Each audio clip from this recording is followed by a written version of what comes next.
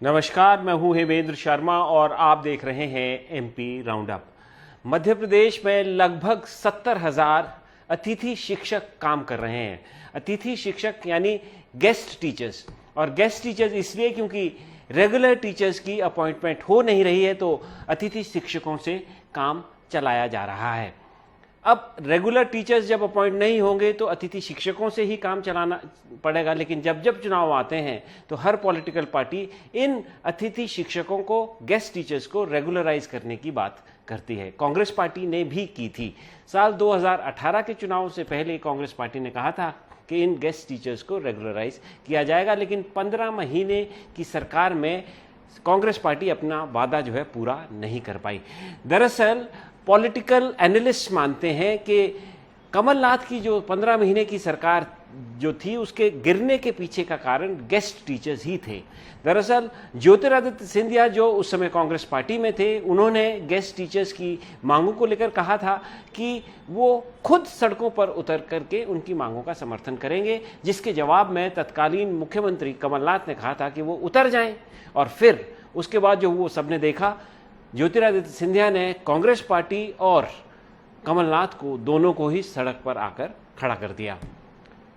कमलनाथ गए, शिवराज सिंह चौहान आए, शिवराज सिंह चौहान भी चले गए, मोहन यादव आ गए, लेकिन गेस्ट टीचर्स की जो सिचुएशन है, दशा है, वो वैसे की वैसी है, उस पर कोई फर्क नहीं पड़ा है। और अब जो एजुकेशन मिनिस्टर हैं वो कह रहे हैं कि गेस्ट टीचर्स हैं तो गेस्ट की तरह रहें, घर पे कब्जा थोड़ी कर पाएंगे। हालांकि उन्होंने खेद भी व्यक्त किया है, लेकिन आज सवाल इसी बात पर कि गेस्ट टीचर्स और मध्य प्रदेश की जो शिक्षा व्यवस्था है उसका ये हाल आखिरकार क्यों हो रहा है, और उस पर बात करने के लिए हमारे साथ मौजूद हैं senior journalist mister Arun Dixit. Sir, आपका बहुत बहुत स्वागत है। सबसे पहला सवाल तो यही, जो हमारे जो एजुकेशन मिनिस्टर हैं, जो उन्होंने बयान दिया कि गेस्ट टीचर्स हैं तो गेस्ट की तरह ही रहें, घर पे कब्जा तो नहीं कर पाएंगे, ये इसको आप कैसे देखते हैं?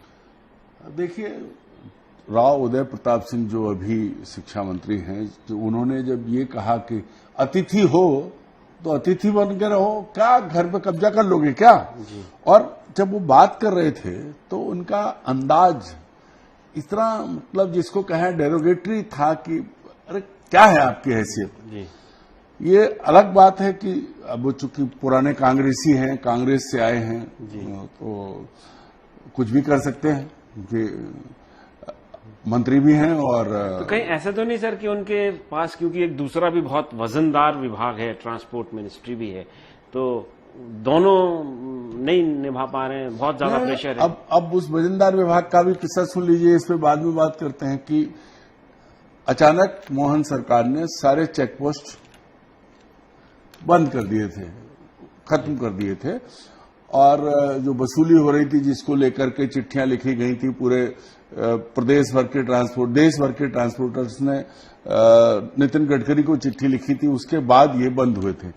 अब हालत ये है कि सड़क पर कहीं भी खड़े होकर वसूली शुरू कर रहे हैं, कहीं भी वसूली हो रही है। एंट्री दो, अभी कल ही वीडियो देखे कि एंट्री दो या 4,000 का चालान कटवाओ। रीवा क्षेत्र में तो एक महिला कांस्टेबल पत्रकार को गालियां दे रही है, जो कह रहा है वसूली क्यों कर रही हो आप। तो ये सब तो हो ही रहा है। तो ये कारण तो नहीं है कि इस तरह से जबान फिसल रही है? अब जवान तो लक्ष्मी जी तो भाई ऐसा है, वो चल रही है। मध्य प्रदेश के कुछ विभाग तो जो हैं, उनमें लक्ष्मी जी का आवागमन अपने आप होता रहता है, बैठे रहें तब भी आता है। तो जवान तो फिसलनी ये है कि जिसको कहते हैं ना घमंड। जी। मंत्रिमंडल के अधिकांश सदस्यों की भाषा, एक दो वरिष्ठ लोगों को छोड़ दो, बाकी सबकी भाषा जो है वो ऐसी है कि जिसको लगता है कि घमंड से भरे हुए हैं। तो हम सर शिक्षा व्यवस्था पर भी बात करेंगे और ये गेस्ट टीचर्स पर भी बात करेंगे, लेकिन उससे पहले मैं आपसे ये जानना चाहता हूं, जो मैंने शुरू में भी कहा, कि कितना दम है इस बात में कि ज्योतिरादित्य सिंधिया ने अपनी ईगो पर ये सवाल ले लिया था जब उनसे कहा गया कि आप उतर जाइए अतिथि शिक्षकों की फेवर में, और उन्होंने उस वजह से जो है कांग्रेस की सरकार गिरा दी। मतलब बाकी फैक्टर्स भी होंगे, लेकिन कितना बड़ा फैक्टर वो था? देखिए, बहुत बड़ा फैक्टर था, याद है, वही एक युवा क्लास बना था। एक ये बयान और दूसरा राज्यसभा की सीट, दो ही चीजें थी। कमलनाथ ने कह दिया, क्योंकि राज्यसभा की सीट तो फिर भी शायद मिल जाती उनको। हाँ, तो वो जो है, अब जिसको कहें कि ये भी कह सकते हैं कि वो तो एक बहाना था। लेकिन अब आज की तारीख में वो केंद्र में मंत्री हैं, जी। उनका बड़ा कद है जी। तो अब वो बोल नहीं रहे हैं। सबसे बड़ी बात यह है कि मुझे लगता है कि आज कम से कम ज्योतिरादित्य सिंधिया को ये तो कहना चाहिए मोहन यादव सरकार को कि आप इनका निराकरण कीजिए। इनको आप अगर नियमितीकरण में, अगर ये नियम कानून में है तो इनको नियमित कीजिए, अन्यथा भर्ती की प्रक्रिया निकालिए, उसमें इनको आरक्षण दीजिए। सर वो सारी तमाम चीजें जो है इन्होंने बीजेपी वालों ने प्रॉमिस की थी। उस समय मुख्यमंत्री शिवराज सिंह चौहान थे, वो ये कहते थे कि भाई इनको रेगुलराइज किया जाएगा, रेगुलराइज नहीं होंगे तो जो फ्रेश रिक्रूटमेंट होगा उसमें इनको प्रायोरिटी दी जाएगी, मतलब उनको प्रेफरेंस दिया जाएगा। तो लेकिन ऐसा हो कुछ नहीं रहा है। मैं ये आपसे जानना चाहता हूं कि जब ये सब नहीं हो रहा है और कोई किसी के कान में जूं तक नहीं रेंग रही है, तो क्या ज्योतिरादित्य सिंधिया को फिर से सड़क पर तो नहीं उतरने की जरूरत है? ज्योतिरादित्य सिंधिया बोल ही नहीं रहे, अब वो सुन ही नहीं रहे। अब उन्हें अस्थायी शिक्षक जो हैं, गेस्ट लेक्चरर नहीं दिख रहे हैं उनको, अब कहाँ बात ही नहीं हो रही है।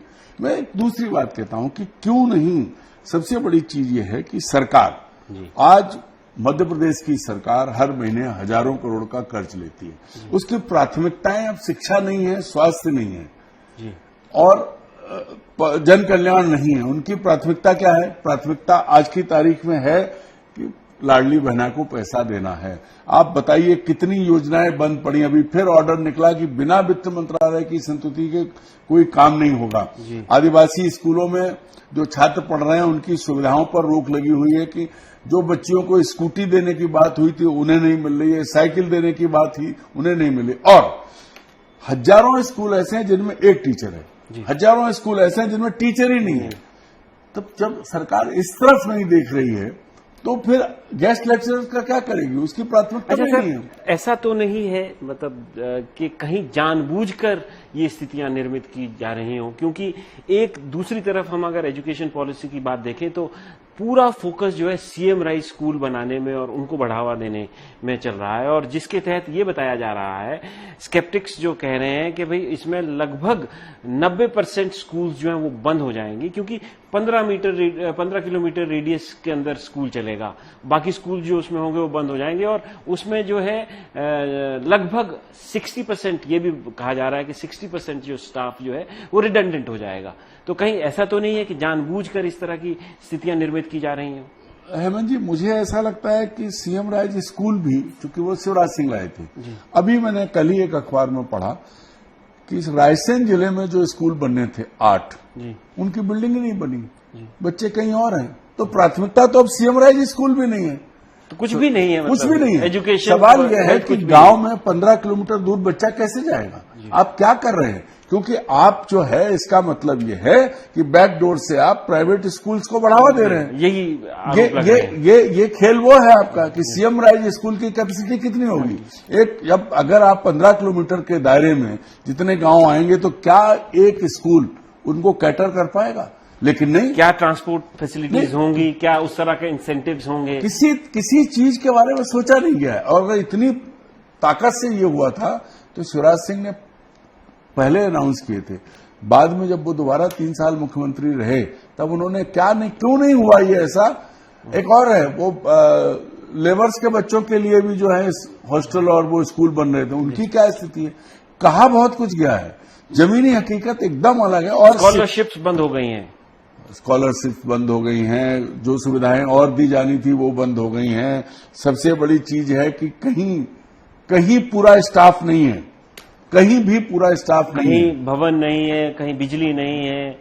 ये चीजें तो है ही नहीं, कहने को कंप्यूटर और ये सब, लेकिन जब बिजली नहीं है समस्या तो ये है कि कई स्कूलों में गौशालाएं चल रही हैं, स्कूलों में भूसा भरा हुआ है, सरपंचों ने अपना कब्जा कर रखा है और सरकार देख नहीं रही। अच्छा, एक और बड़ी चीज है कि जहां स्टूडेंट नहीं है वहां टीचर्स हैं। एक ये भी अभी आया था कि एक स्कूल में 2 टीचर और स्टूडेंट एक भी नहीं है, और एक स्कूल में 250 टीचर स्टूडेंट है, वहां एक टीचर है। वो भी टोटल मिसमैनेजमेंट, कोई देख ही नहीं रहा है। प्राथमिक शिक्षा या उच्च शिक्षा पर मध्य प्रदेश सरकार का कोई ध्यान नहीं है। और मंत्री जी कह रहे हैं कि न प्रोफेसर्स की भर्ती है प्रॉपर, किसी भी डिग्री कॉलेज में पूरे पद नहीं है। या तो पहुंच वाले सिफारसी लोग, एक राजधानी या बड़े शहरों में ओवर क्राउडेड है। लेकिन जहां असली में जरूरत है, जो ग्रामीण इलाके के कॉलेज हैं, छोटे जिलों के हैं, वहां कहीं पूरा मेरा सर फाइनल सवाल आपसे कि ये जो अतिथि शिक्षक हैं ये लगातार संघर्ष कर रहे हैं, आज से नहीं कर रहे हैं, बरसों से संघर्ष कर रहे हैं रेगुलराइजेशन के लिए, और भी इनकी बहुत सारी डिमांड्स हैं। क्या आपको लगता है, क्योंकि हर सरकार ने कहा था कि हम इनको रेगुलराइज करेंगे, कमलनाथ से सरकार रही, शिवराज जी की रही, मोहन यादव जी की है, किसी ने किया कुछ नहीं। आप इनका भविष्य क्या देखते हैं? क्या ये इस सिस्टम में आ पाएंगे या इनको फ्यूचर में क्या करना चाहिए? मतलब क्या रास्ता है इनके पास, विकल्प क्या है? मुझे लगता है कि सरकार गंभीर नहीं है। अन्यथा अगर आपको लगता है कि आपने ऐसे ही लोग रख लिए, तो आप एक क्राइटेरिया बनाइए कि इस जो इन योग्यताओं को पूरा करेंगे उनको नौकरी मिलेगी। आप कुछ भी नहीं कर रहे हैं, आप कह जरूर रहे हैं, आपने भर्ती किए, तो पहले तो ये बताइए कि अगर ये योग्य नहीं है तब इन्हें क्यों बना लिया?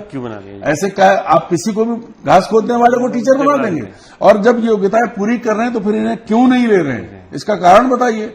मुझे तो ये लगता है कि सिर्फ और सिर्फ झांसे में रख रहे हैं, टाल रहे हैं, किसी को भी परवाह नहीं है। और अनजाने में शिक्षा मंत्री के मुंह से निकल गया, क्यों मजाक में नहीं, बाद में खेद व्यक्त किया, लेकिन सच यही है, किसी को परवाह नहीं है। और मध्य प्रदेश में शिक्षा व्यवस्था इतनी दयनीय है कि पूरे देश में मजाक बनता है, व्यापम हमारे यहां हुआ, बाकी घोटाले हो रहे हैं।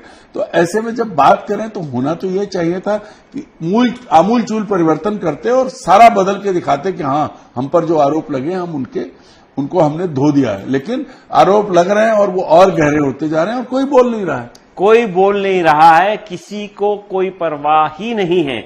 और परवाह इसलिए नहीं है क्योंकि शायद शिक्षा प्राथमिकता ही नहीं है। शिक्षा प्राथमिकता नहीं है और प्राथमिकता है चुनाव जीतना, और चुनाव जीतने के लिए लाडली बहना योजना है। तो शिक्षा, हेल्थ और बाकी सेक्टर्स पे दिमाग खर्च करने की क्या आवश्यकता है? एमपी राउंडअप में आज सिर्फ इतना ही। कल फिर मुलाकात होगी, तब तक के लिए थैंक यू, गुड बाय।